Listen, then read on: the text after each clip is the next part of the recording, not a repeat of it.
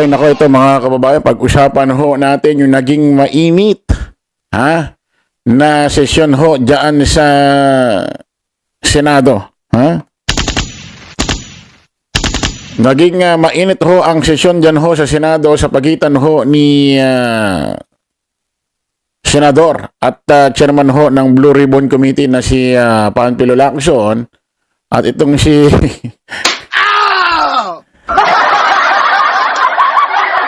ano ba naman itong ano na ito? At ito hong si Mr. Ano ba to? Ano ba pwedeng bansag dito?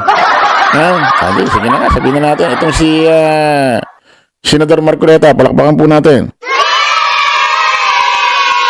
Naging mainit ho ang sesyon dyan ho sa Senado na kung saan ay nagtalo ho na naman. Ito hong si Senador Panfilo Lacson, na chairman ho ng Blue Ribbon Committee at itong si Senador Marcoleta. Diyan ho sa iba't ibang usapin. Ay, sa totoo lang mga kababayan, nakaraang taon pa ito mainit sa isa't isa eh. Para bang ayaw nila sa mga mukha niya sa isa't isa. Pag ito nagkakaharap, ay talagang wala akong pinagkakasunduan hong usapin ito. Although kung pakikinggan mo, although abogado ho ito si Marcoleta, ito ho si Senador Panfilo Lacson, ay hindi ho lawyer, pero dating PNP chief. Maraming din hong alam na batas. At punong-puno ho ng kaalaman ho dyan sa Senado. Pero kung pakikinggan nyo silang dalawa, mga kababayan, talagang may punto ho eh. Mas maraming punto ho itong si Senador Panfilo Lacson. Kasi aanin mo ang talino mo, aanin mo ang pagiging abogado mo. Ay, kumpanig ka naman sa mga demonyo tuloy. Kumpanig ka naman sa mali. Diba? Aanin mo yun, diba? Diba? Aanin mo yun. So, okay to si Senador Panfilo Lacson, di man lawyer. Ay, hindi naman ibig sabihin lawyer, bobotangan na, di ba? Matalino ho ito, mga kababayan. Ito napansin ko lang mga kababayan. Talagang ito si Senador Marcoleta, mainit ho ito kay Tito Sen. Especially ho rito kay Senador Panfilo Lacson. Ako although ang mga question ni Senador Marcoleta, Rodante Marcoleta, ay napapanahon ho yung mga issue na tinatanong nyo ho kay Senador Panfilo Lacson at yung mga tinatanong din naman yung mga issue, hawak din naman ho ni Senador Panfilo Lacson sa kanyang Blue Ribbon Committee. Pero pakikinggan mo talaga si Senador Marcoleta. Mainit talaga rito kay Senador Panfilo Lacson. Hindi ko lang kung bakit. Para bang pinag-iinitan. Pero hindi niya masukol eh. Hindi niya kaya eh. Isang barado eh. Ako kaya tingin ko ito baka lang hindi kaya mainit itong si Rodante Marcoleta kay Tito Sen, especially kay Senador Panfilo Lacson. Kung matatandaan nyo, itong si Senador Marcoleta ay naging chairman din ho ng Blue Ribbon Committee ito nung nakaraang taon, 2025. Na parang, hindi ako sigurado pakita mo ako Parang ito na yata yung naging chairman ho ng Blue Ribbon Committee na kung saan pinakamadali niyang hinawakan sa kasaysayan ho ng balat ng lupa. Kumbaga sa pinasabik lang, pinaglaway lang. Kasi kaka-chairman lang ho nito bilang Blue Ribbon Committee, di ba? Umawak siya ng pag-iimbestiga. Ay, ang gulo-gulo.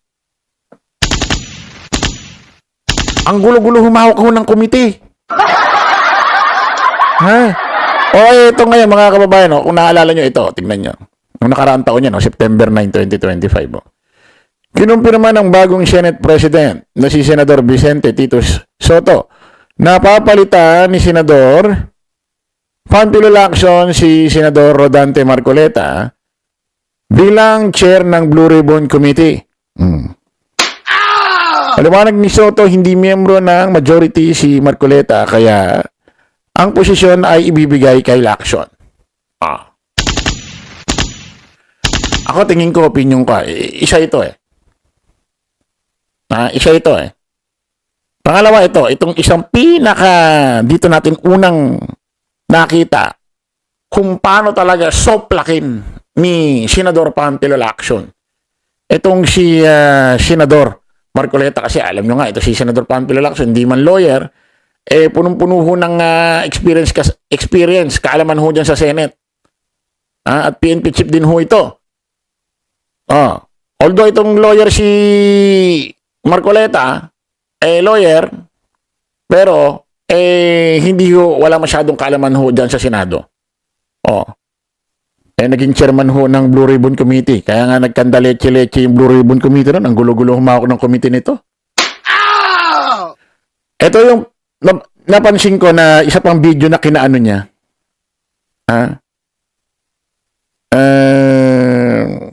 Kinagalit or kinasama ng loob niya kay Tito Shen. Pakinggan niyo itong eksenan to. Nakaraang taon to Nag-viral trending ito Tumatak to sa mamamayang Pilipino. Tingin ko tumatak kay Marcoleta ito kaya hanggang ngayon nanggagalaite ito kay Senador Panfilo Lacson. Pakinggan niyo to.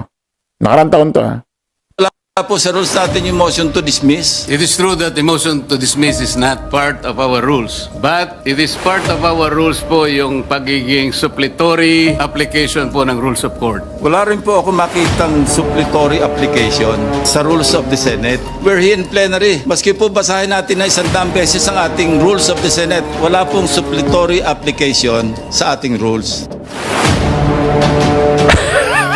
Mr. President,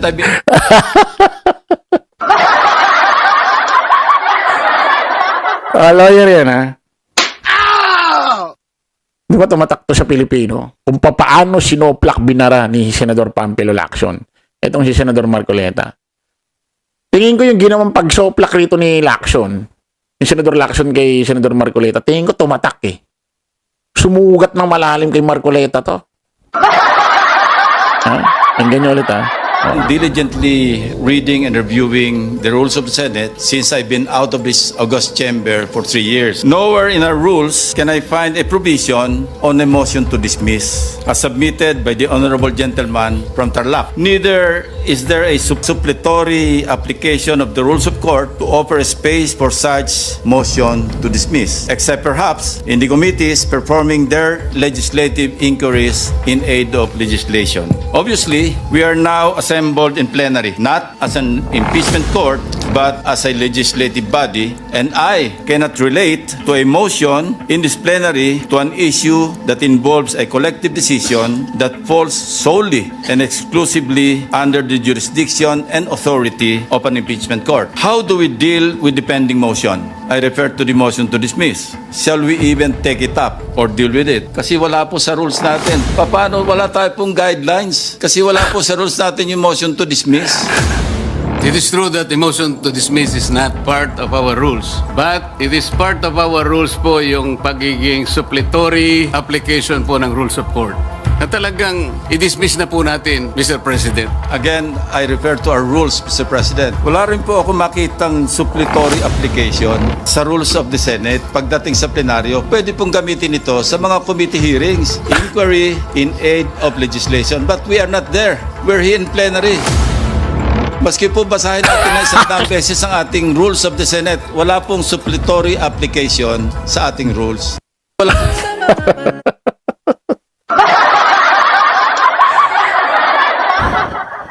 Guhit na guhit, Sugat na sugat,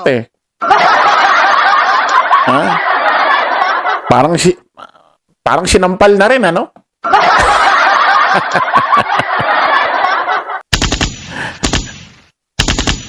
Ako tingin ko yan talagang gumuhit Talagang sumugat ho ito sa utak at puso ni ni Senador Panfilo Lacson. Itong mga eksenang ito noong nakaraang taon. Yan ho yung mga unang pagtatagpo ho nila. Ang pinag-uusapan ho dyan, itong impeachment. ni VP Inday Sara Duterte na na-archive. Na ngayon ay walang visa na. Inabutan na ho ng 1-year bar rule. Wala na ho yan. Kumbaga sa pagkain, wala na yan. Wala nang visa expiration na.